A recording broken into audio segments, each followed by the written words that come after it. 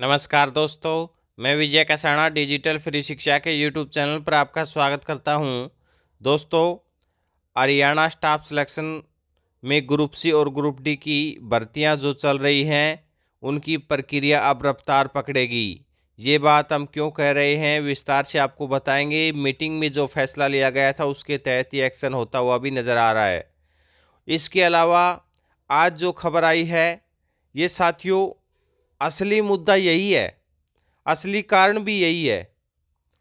अब इन बातों को समझने में अंदरूनी राजनीति कहाँ तक लगी हुई है, वो भी देखना ज़रूरी है। अगर आपको लगता है कि आपका चैनल आप तक विश्वसनीय खबर पहुंचाता है, तो आप चैनल को सब्सक्राइब ज़रूर कर सकते हैं। तो साथियों, चुनावी वर्ष और सरकारी भर्तियों की चर्चा कर लेते हैं। आपको पता है, चुनावी वर्ष में सरकार आ चुकी है। ये बात भी युवाओं की सही है कि सरकार तब तक भर्ती नहीं करती जब तक चुनाव ना आ जाएं।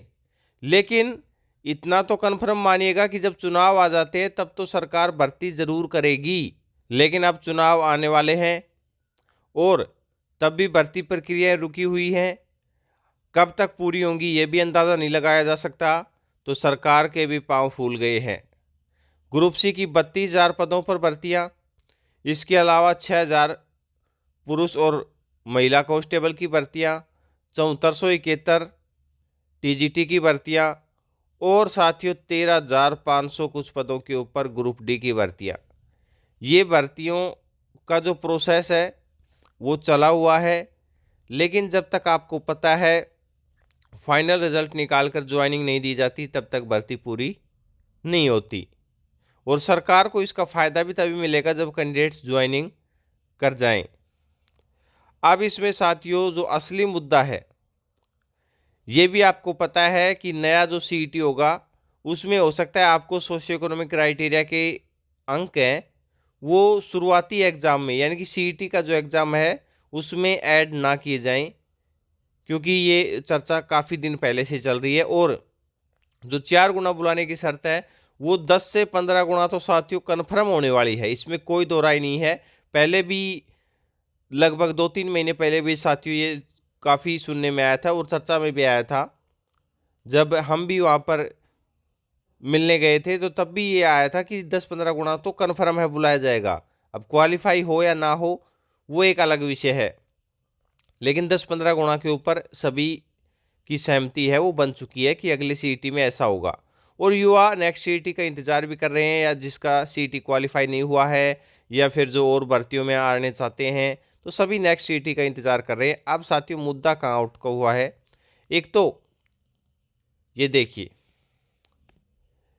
एचएससी को लीगल लेवल पर मजबूत करना होगा अगर इन भर्तियों का प्रोसेस हरियाणा सरकार जल्दी चाहती है। तो एडवोकेट जनरल कार्यालय में जो 4-5 एडिशनल या सीनियर डिप्टी एडवोकेट जनरल को विशेष तौर पर एचएससी के जो 4,000 के लगभग केस है इनके लिए तैनात करना होगा। और साथियों जो सबसे बड़ा मुद्दा ये है, सरकारी विभागों के प्रशासनिक सचिवों विभागाध्यक्षों को अड़ियलपन छोड़ना पड़ेगा।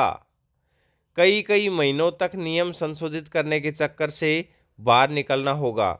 आपको पता होगा साथियों, हरियाणा पुलिस भर्ती के नियम संशोधित होने का समय कब से चल रहा है, लगभग 1 साल हो गए ये सुनते। नियम बदले जा रहे हैं, बदले जा रहे हैं, बदले जा रहे हैं, लेकिन नियम ही बदलने में नहीं आ रहे।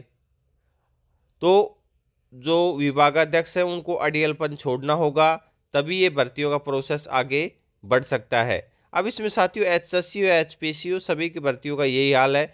विभागों का भी बहुत ज़्यादा इसमें इंटरफेयर रहता है, इसी कारण से ये भर्तियां समय पर नहीं हो पाती।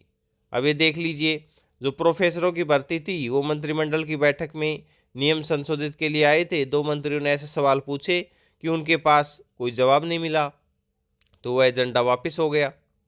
अब वो दोबारा कब आता है। अब साथियों इसमें सबसे बड़ा जो बीड़ा उठाया है वो मुख्यमंत्री जी के मुख्य प्रधान सचिव राजेश खुल्लर जी ने उठा लिया है। भर्तियों में जो भी समस्याएं वो उनको दूर करने वाले हैं और जल्दी ही इन भर्तियों का प्रोसेस आगे बढ़ने वाला है। लेकिन आप सोच रहे होंगे कि भर्तियां रफ्तार कैसे पकड़ेंगी, उसके लिए ये खबर देखिएगा साथियों। एचएसएससी को 10 कानूनी विशेषज्ञ मिलेंगे और विशेषज्ञ किसके माध्यम से मिलेंगे? HKRN। जिस HKRN को आप महत्वपूर्ण नहीं मानते वो HKRN एचएसएससी में भी भर्ती कर रहा है। तो साथियों अब हम हरियाणा कर्मचारी चयन आयोग को दोष तो दे देते हैं, लेकिन ये देखिए 222 पोस्ट सैंक्शन है एचएसएससी में, जिसमें से 125 कर्मचारी ही मौजूद हैं, यानी कि 222 में 97 सीटें खाली हैं। अब जब 97 सीटें खाली हैं तो साथियों प्रोसेस आगे कैसे बढ़ेगा? क्योंकि प्रोसेस को बढ़ाने के लिए कर्मचारी तो चाहिए।